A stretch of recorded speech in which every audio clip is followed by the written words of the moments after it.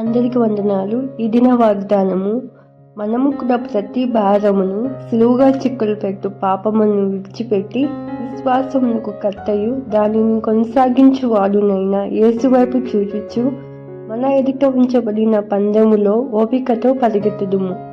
ఆయన తన ఎదుట ఉంచబడిన ఆనందం కొరకై అవమానమును నిర్లక్ష్య పెట్టి సిలువను సహించి దేవుని సింహాసనం యొక్క కుడిపార్శ్వమున ఆసీనుడై ఉన్నాడు. హెబ్రీయులకు రాసిన పత్రిక 12వ అధ్యాయము 2వ వచనము.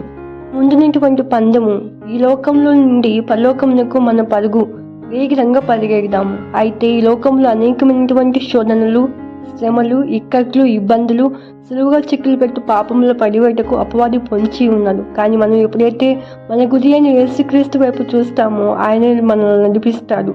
కనుక విశ్వాసంతో వేగంగా ముందుకు పరిగెడదాము. బహుమానం క్రీస్తునందు ఉంది.